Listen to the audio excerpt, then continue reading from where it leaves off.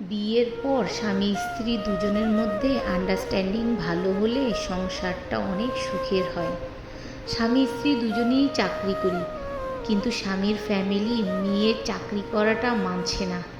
দুজনেই অ্যাডজাস্ট করলাম, মেয়ের চাকরিটা ছেড়ে দিতে হলো। এবার সংসারটা অনেক সুখের হলো। বিয়ের পর দুজন প্ল্যান করলাম হানিমুনে যাব।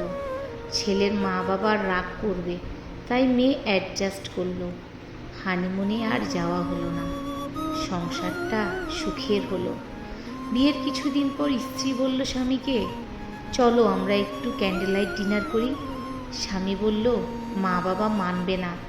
দুজনেই অ্যাডজাস্ট করলাম। ক্যান্ডেল লাইট ডিনারে আর যাওয়া হলো না।